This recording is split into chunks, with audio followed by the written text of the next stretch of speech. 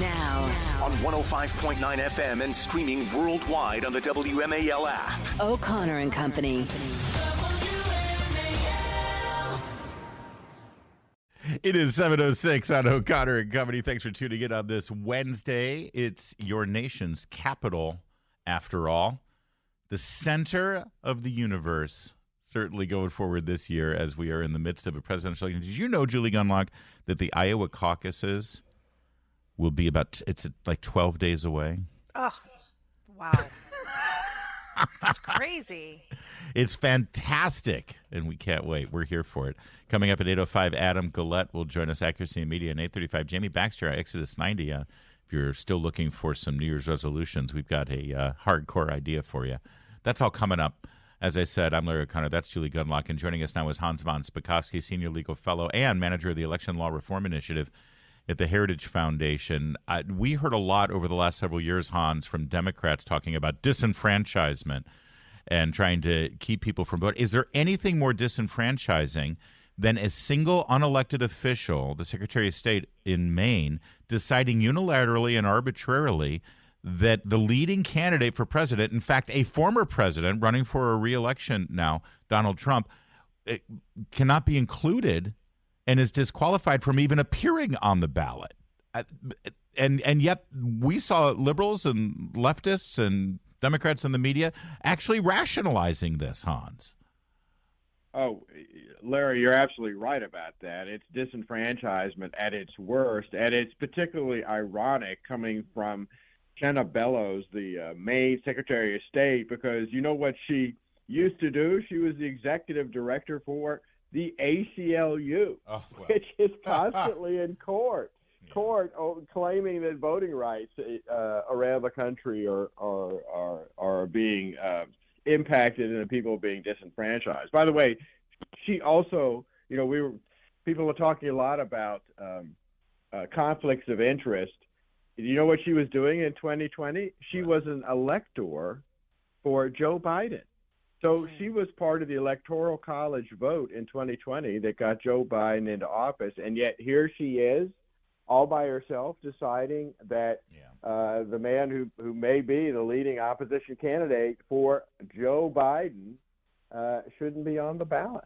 Well, I'm confused. This is sort of election interference, which is a crime. It is. Has she committed a crime by doing this? She hasn't committed a crime, but she is liable to impeachment for misbehavior in office. Now, apparently there are some Republicans in the state legislature who are already talking about that, but Democrats control Maine. It's really turned into a blue state in many ways, so that probably won't happen. But it was frankly, one of the most arrogant decisions I've ever seen. This lone official, she decides that Donald Trump was guilty of insurrection when there was no trial of any kind. There's never been any charges filed against him. And in fact, she's basically saying, I'm overruling the United States Senate, because remember, the Senate did hold a trial and he was acquitted. I am not a lawyer, and I am genuinely confused about some of this stuff, but I don't understand if you prevent someone from voting for who they want to vote for, and there's no legal reason that Trump should be taken off that ballot. I don't understand why that isn't a crime. Well, I think you could actually make out a case under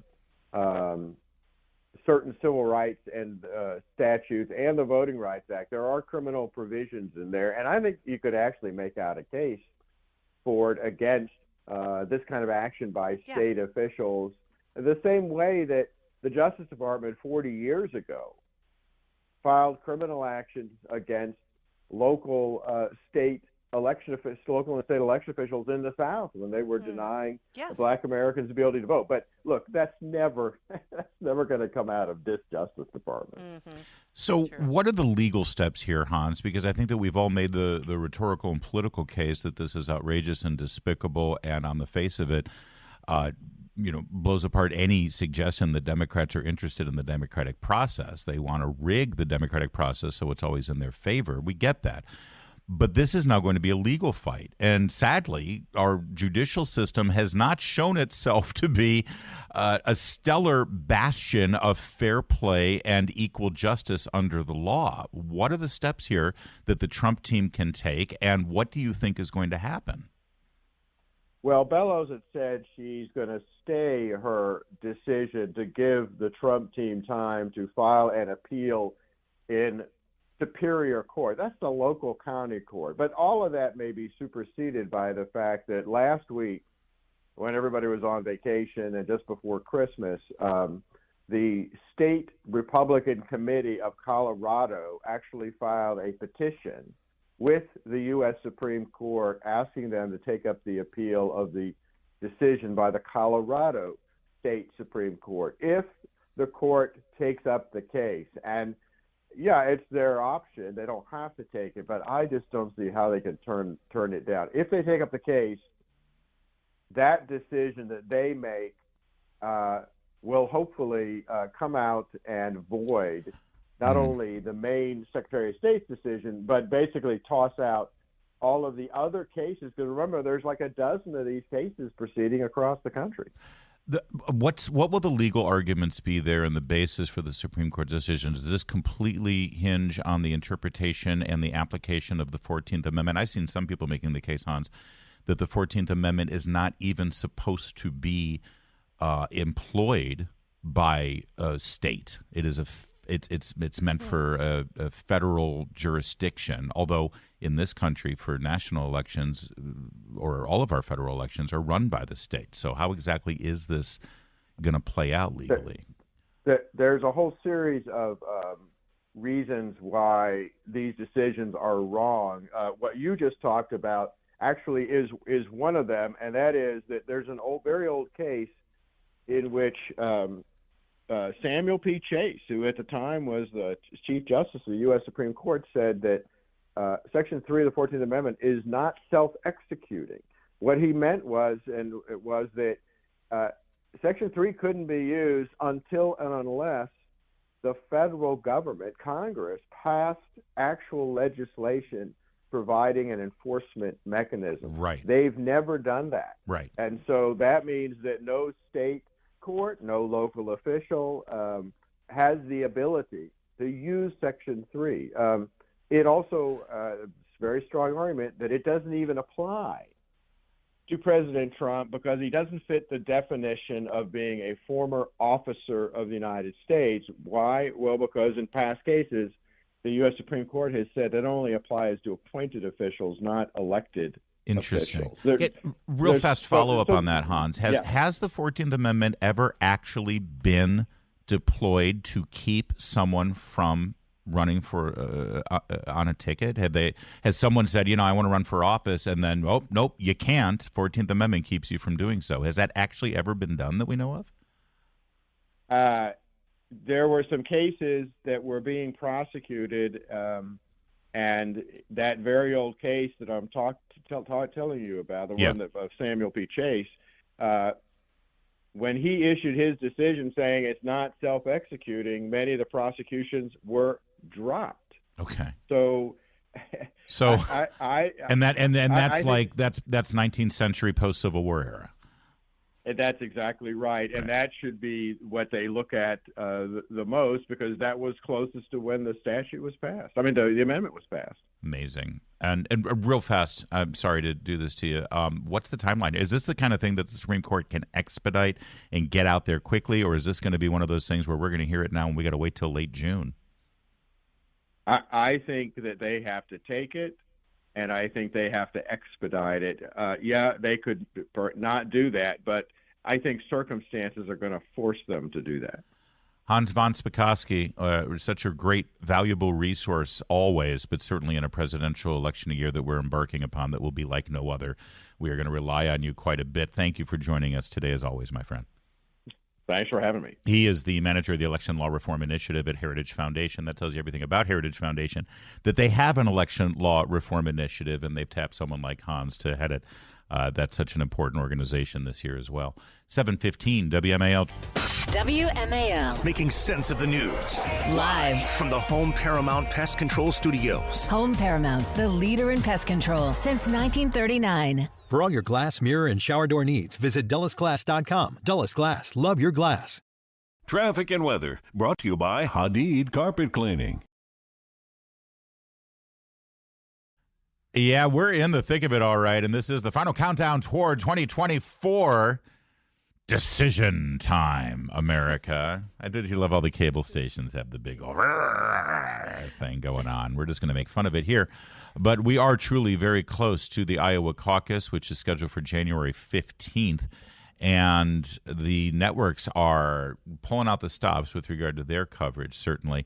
On January 10th at CNN, 9 p.m., live from Iowa, there will be the final Republican presidential debate before the Iowa caucus. You'll remember, Julie, that the RNC has basically washed their hands now. They're not involved in any of the debates at this point forward. So we're beholden to liberals who run cable stations to sort of decide what the conversation is going to be about with regard to the Republican nomination. Of course, Donald Trump has said that he will not participate in that Republican presidential debate scheduled for January 10th on CNN. And he's going to participate in some counter-programming. While the debate's going on with DeSantis and Ramaswamy and Haley and one suspects maybe even Chris Christie over on CNN, then on Fox News, Trump will hold a town hall in Des Moines that'll be moderated by Bret Baier and Martha MacCallum. Bret Baier came out publicly yesterday saying that he will not be aware of any of the questions ahead of time, and from the panel, he and Martha MacCallum, or from the participants in the town hall. There won't be any debate prep or anything like that, and he'll just take questions as they come 5 days before the caucus. So there you go. Game on. Yeah, CNN, the CNN Republican presidential debate going to be moderated by Jake Tapper and Dana Bash. So that'll be super fair, I'm sure. Yeah, exactly. I'm sure. We'll be screaming at the television. Well, and I'll be honest with you, it's a brilliant move by Trump because he's counting on that. Tapper and Bash and CNN will do everything they can to beat up on the other Republican nominees. Meanwhile, Trump, listen, Martha MacCallum and Bret Baier aren't going to be pushovers. But it's going to be a friendlier atmosphere than CNN, and he'll be able to go in there and he'll be saying, listen, I faced questions. I mean, frankly, if you can stand Tapper for 5 seconds, I mean, more credit to you. But it's the lecturing, the tone. The moderators will be the ones debating, not the candidates. So here's how the calendar is looking right now. You got Iowa on the 15th. You got New Hampshire on the 23rd. You got South Carolina on the 3rd. You've got Nevada on the 6th for the primary. Now, this is where it gets kind of weird. Tuesday the 6th will be the Nevada primary for the Democrats. Thursday the 8th will be the Nevada caucus for the Republicans. And on that same day will also be the U.S. Virgin Islands Republican caucus. They have moved their caucus date up to be sort of a player in here. And I actually know people who are involved with the Republican Party in the Virgin Islands, and they're expecting now of all of those primaries and caucuses that I just laid out, the Virgin Islands is the only one that's winner take all. So in other words, you finish in second place in New Hampshire and you could end up with like 6 delegates. You win Virgin Islands, you get 9 delegates. So in a weird way, strategically, the Virgin Islands actually matters more than some of these other states. That is weird. Yeah. That is interesting. And also, one correction. It looks like Chris Christie and Vivek Ramaswamy did not qualify for CNN's debate. Oh, thank you for that. So it's just going to be DeSantis and Haley? I guess so. I guess, and Vivek is complaining about it, and who knows if that'll change. But it looks like just the two of them. Oh, you're right. And Vivek Ramaswamy has said that if that's the case and he is not going to be included, he said that it will be the most boring Republican debate in modern history. And for counter-programming, similar to Donald Trump going on Fox News, he, of course, being a new media type personality, he will be appearing on Tim Pool on his live stream on YouTube. Well, there you go. Well, you have lots of choices then. You do. So watch. that's what things look like in the next 7 or 8 days as we lead up to that January 15th Iowa caucus. It is the final countdown. We're in the thick of it. Buckle up. We got you covered here on O'Connor and Company. It's 7:23. Now On 105.9 FM and streaming worldwide on the WMAL app. O'Connor and Company. It's 7:37 on O'Connor and Company. Thanks for tuning in here on this third day of January 2024. We haven't even talked about your New Year's resolutions, Julie. Have you made any? Oh, yeah, of course. The same as it is every year, to get healthy, to keep exercising, the regular. Well, you're already on the road to all of that. Yes, I so am. That's a good thing. Am. Good for you. Yeah. All right. Coming up at 8:05, we're going to speak with Adam Gullett of Accuracy Media. He's been a one-man wrecking crew there, calling out the hypocrisy at our Ivy League institutions, and now Claudine Gay is no longer president of Harvard. So we'll get his response to that.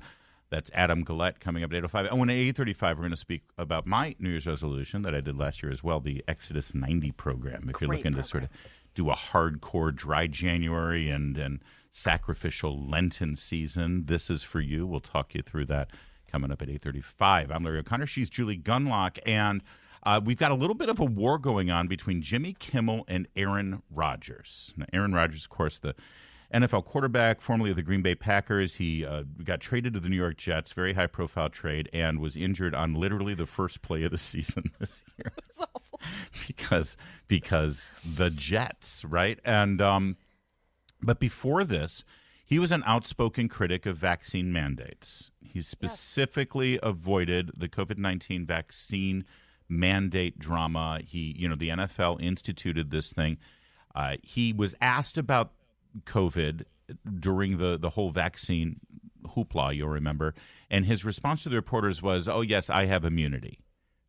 And people interpreted that of saying that he got the vaccine, but that's not what he meant at all. In fact, if anybody knows anything about the so-called COVID vaccines, it doesn't give you immunity. The only thing that gives you immunity is actually catching the virus, which he had done. Yeah, what COVID taught us was that you can trust Aaron Rodgers, but not public health. Yes, because exactly. It turns out he was right. Well, he faced a lot of criticism from the left, from liberals, but people in the media, from ESPN, of course, because they're liberal. They'd like to push liberal politics before they ever focus on sports, sadly. And from the likes of Jimmy Kimmel. Jimmy Kimmel, of course, who has become sort of sanctimonious spokesperson for left-wing causes instead of actually, I don't know, what's his job again? Oh, a comedian. Instead of telling jokes and hosting a late-night show, he was highly critical of Aaron Rodgers on a nightly basis in his monologues, right? And just lampooned him and mocked him and ridiculed him that he was, So yesterday, Aaron Rodgers was participating in a podcast, a show. It's actually grown from a podcast to a full-on show, the Pat McAfee Show, also on ESPN, ironically.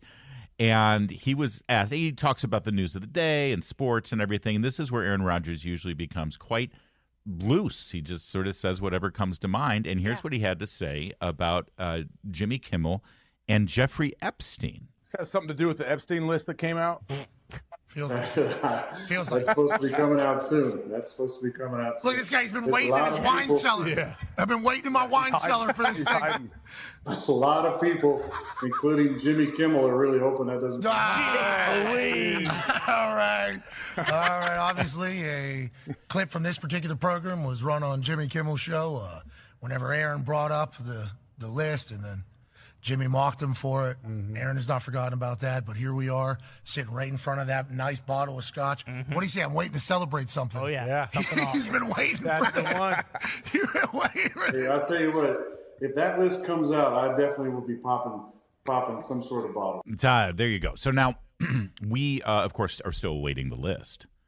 But we do expect there to be very recognizable names in the world of politics, finance, corporate, and Hollywood, right? Yes.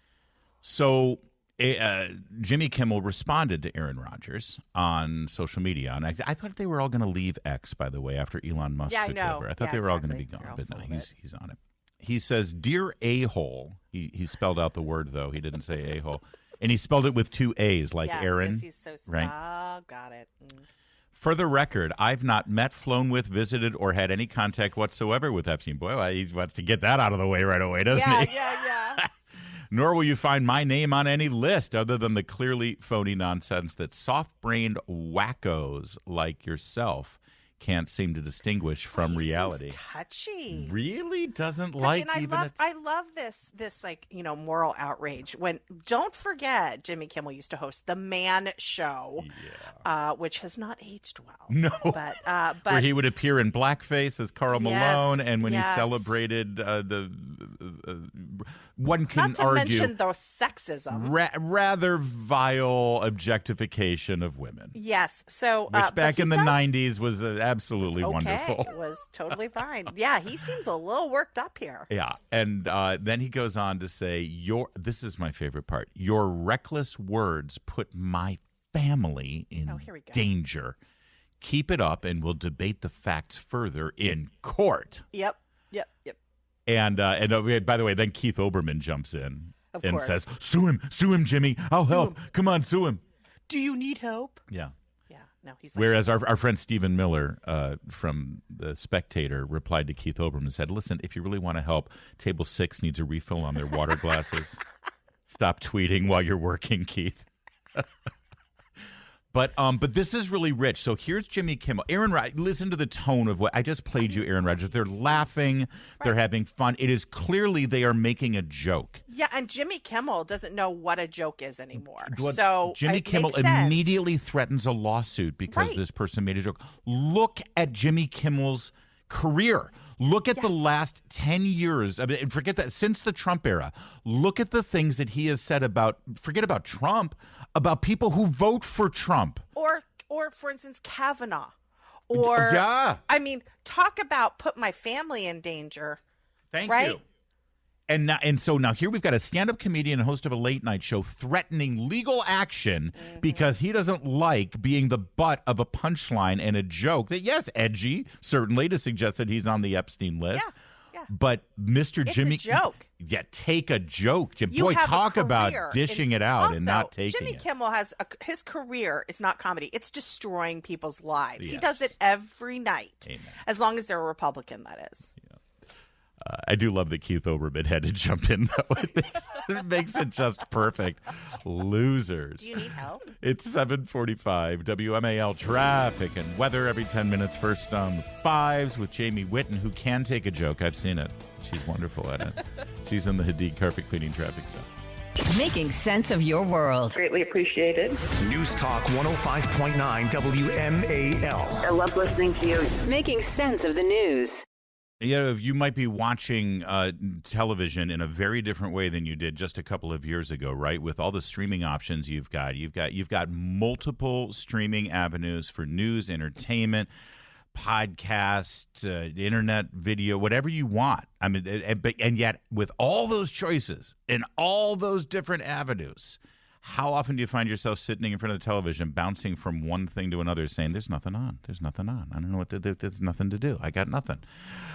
It's kind of like planning for retirement in a way. Most of the responsibility falls on your shoulders, but you've got so many options. You may be saying, I don't know what to do. I don't know what the right choice is. With interest rates and bonds and stock market. This is where Abe Abish can help. See, Abish Financial, they show you what choices may be the right ones for your plan to address Social Security, health care, taxes, and to provide you an income, showing you where the money is going to be coming from month after month in retirement, where a lot of planners out there, they don't even think that through. Call 571-570-3559. Get a complimentary retirement roadmap and income report. This is complimentary and incredibly useful. Call 571-570-3559 or visit theretirementkey.com. Investment advisory services are offered through Abish Financial Wealth Management, LLC, an SEC-registered investment advisor firm. Insurance services are offered through Abish Financial Services, Inc., 127820. Endorser has been compensated. Opinions are his own. Is foot pain holding you back? Visit the Good Feet store for a free personalized fitting and test walk.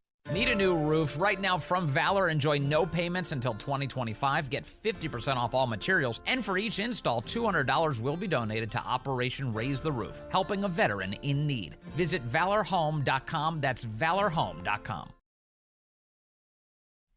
In other Jimmy Kimmel news, he's going to be returning to host the Academy Awards this year. Oh, brother. Remember that really, really great moment when he hosted the Academy Awards last time? No. No, you can't, can you? In fact, he's hosted it like 3 or 4 times now, right? And this is the fourth time overall. No, and let's be honest. They can't. They keep asking him to host because nobody else wants to do it. There have been comedians who've turned it down. Right. And I think it's because they want him to be unmemorable. Yeah. You know, they just want somebody. But it's like you can remember Billy Crystal moments hosting the Oscars. I even remember some Whoopi Goldberg moments when she hosted the Oscars. I remember Johnny Carson moments. Still, you know what? That's 30 years ago. Of course. Jimmy Kimmel completely unmemorable and a flop, which also sort of reflects the offering of movies for the Oscars, which used to be a stunning, huge event in America. But they have spent a time doing 2 things. Number one, telling the television audience that they're hateful bigots and they're not welcome to watch the show. If you're going to watch, you're going to be lectured to by the person who just won Best Actress. Or secondly, the movies that you like are not actually good. Yes. Right? You like a movie, you buy tickets, you make it popular. That means it's not really worthy of an award. The movies are often unrecognizable films that don't even do well at the box office. And the latest rule change for Academy Awards consideration will make it even worse. Are you ready? Yes. We talk about how DEI, diversity, equity, and inclusion, ruins everything from your kids' school curriculum to your workplace environment to Harvard. Well, it's now ruined Hollywood. It's ruined the Oscars. For the first time this year, films nominated in the Best Picture category have to meet a series of DEI requirements for representation and inclusion standards. I'm not joking. Listen to this. Best Picture nominees must now meet 2 of 5 new DEI-centered standards: on-screen representation, themes and narratives, and creative leadership and project team. At least 1 lead actor must be from an underrepresented or ethnic group, or at least 30% of secondary actors must be racial minorities, women, LGBT, or possess physical or cognitive disabilities. Films can also qualify if their main storyline, theme, or narrative is centered on an underrepresented group. Well, there you. I mean, that nothing says entertainment and let's have a great night out at the movies than criteria like that. I mean, I don't know about you, but whenever I buy a ticket to a movie, I would say, hold on. What percentage of the secondary actors represent LGBT, women, or people of color? Look, this may come as a shock to everybody, but I knew it was over when the Academy gave Best Picture to a movie about a woman falling in love with a muscular fish. I am telling you, I could not believe it, and I tried to watch it. That was Shape of Water, right? Shape of Water. It's just Little Mermaid, isn't it? I tried to watch it. It's an absolutely awful movie, and at that point, I knew it was all over. I will be, and now you know what I watch, Larry? I watch BBC miniseries from the 80s. That's how far back you have to leave the country and go. 25, 40 years back to find good entertainment. So here's what's interesting, though, and I don't think this is a trope or anything. I think it's fair to say that there were a lot of power brokers in Hollywood, either at the studio level, directors, producers, agents, who happen to also be Jewish American. Mm-hmm. And since the October 7th terror attacks, Jewish Americans have seen how DEI is basically used as an anti-Semitic weapon. Right? Mm-hmm. Jewish people who used to be considered to be a protected, group because of their religious identity as a religious minority in this country, they're now seen as part of the oppressive power structure. White. That's right. They're just white. Then the fact is, the most far-reaching shift in the DEI debate, according to this article at The Telegraph, says American Jewish leaders view the philosophy as inherently anti-Semitic.